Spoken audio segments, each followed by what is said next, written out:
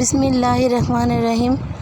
আসসালামু আলাইকুম বন্ধুরা, আমি লুৎফুন্নেসা, দেখছেন আমার চ্যানেল ইসলামিক ওম্যান লুৎফুন্নেসা।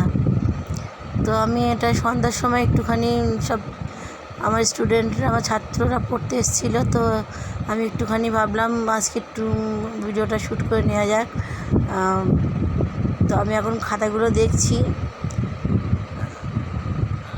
সবাই পড়তে আসে, তো আমি তো কোনো দিন ভিডিও করিনি, তো আজকে ভাবলাম একটুখানি করি।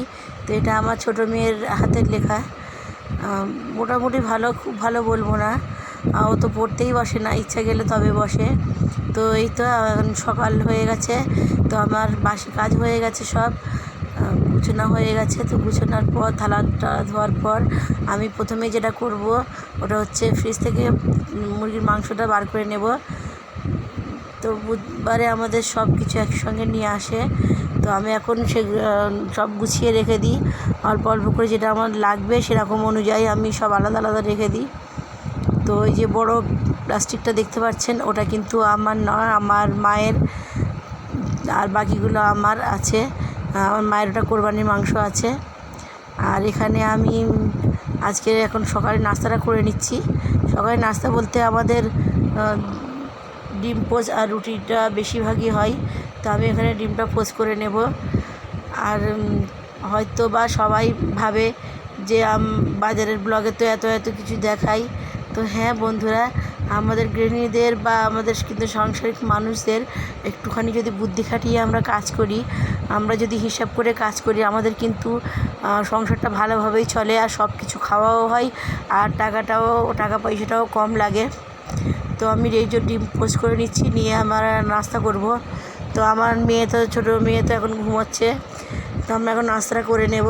তো আমি যেটা বলছিলাম যে অনেকে আছে যে প্রতিদিনের মাংস বা কেনাকাটা কাঁচা বাজার প্রতিদিন করে, যেমন ধরেন প্রতিদিন হয়তো 150 টাকা কি 100 টাকা করে হয়তো মাংস নিয়ে আসলো, কি ডিম নিয়ে আসলো, কি মাছ নিয়ে আসলো।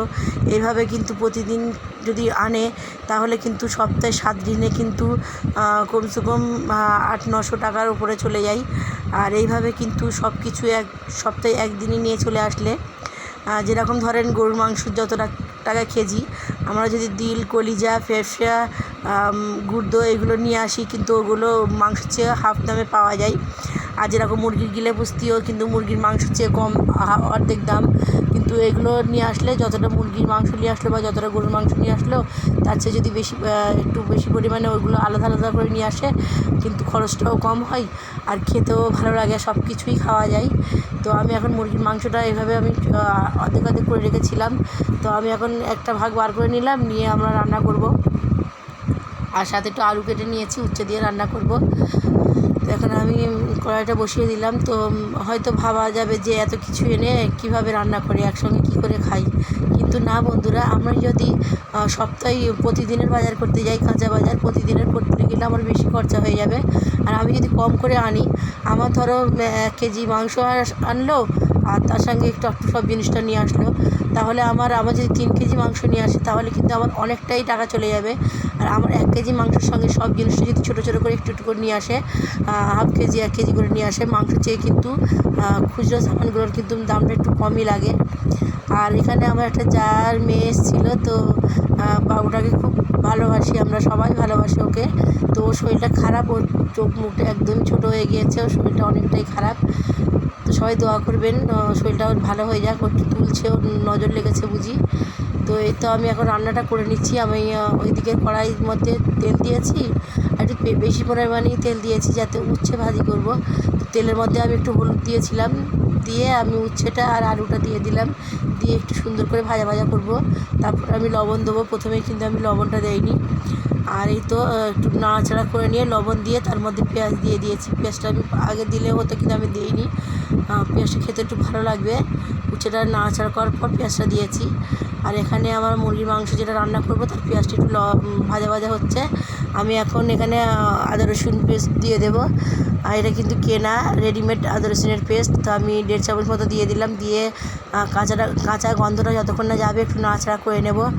তো যেটা বলছিলাম যে এটা আমরা কিন্তু একটু যদি আমরা বুদ্ধি করে কাজ করি, সব কিন্তু সপ্তাহে একদিন নিয়ে চলে আসলে হয়তো ভাববে যে রোজ কোথা থেকে পাবো, না কিন্তু যেরকমই হোক কষ্ট করে আমাদের যদি সপ্তাহে একদিন যদি আমাদের যত টাকা আমার ডেলি লাগে তত টাকা যদি আমি জোগাড় করে তার হাফ টাকায় যদি আমি সওদা বাজার করে নিতে পারি, কিন্তু আমার সারা সপ্তাহটা আবার সব কিছু খাওয়াও হবে আর টাকাটাও সেভ হবে। আর এদিকে আমি মাংসটার পেঁয়াজটার মধ্যে আমি একটা টমেটো দিয়ে দিলাম।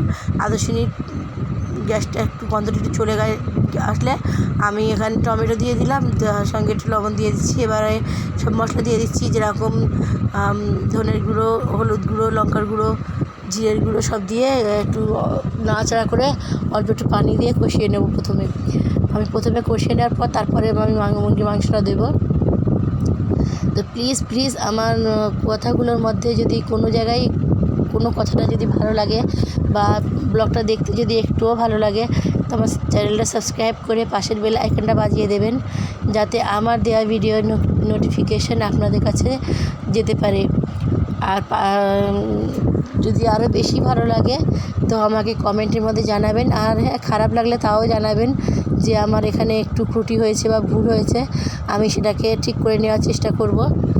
তো মানুষকে কোনো দিন কিন্তু বুদ্ধি দেওয়া ভালো, কিন্তু কোনো দিন কাউকে নিজের চোখে দেখা কিন্তু মোটেও ভালো না।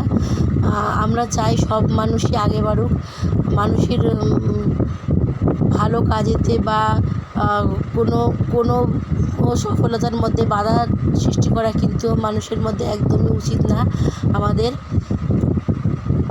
তো আমি এই যে ব্লগটা করছি, তো অনেকেই অনেক নজরে দেখছে, জানি না আমি এটা ঠিক করছি কি না।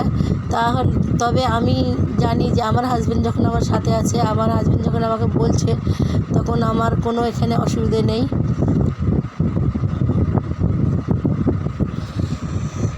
তো এই তো আমি একটুখানি বাড়িটাও শ্যুট করে নিলাম, যেহেতু আজকে বৃষ্টি হচ্ছে না। আর এই দেখেন আমার ছোটো মেয়ে নিজে থেকেই চুল আঁচড়ে নিচ্ছে। মেয়েরা যে কত তাড়াতাড়ি বড় হয় সেটা কিন্তু শুধু মায়েরাই জানে। একটা বাচ্চা যে প্রথমে হাত দিয়ে খেতেও জানে না, এক সময় বড় হয়ে যাবে, কখন বড় হয়ে অন্যের বাড়ি চলে যাবে আমাদের কিন্তু ধারণার বাইরে। দেখেন কত সুন্দর করে ও নিজের পরিপাটি করে চুলটা আঁচড়ে নিয়েছে, যে বাচ্চাটা নিজে হাতে ভাত কিন্তু খেতে পারে না, এক সময় গিয়ে অন্যের বাড়িতে গিয়ে রান্না করে খাওয়াবে। আমি আবার একটু ইমোশনাল হয়ে গেলাম।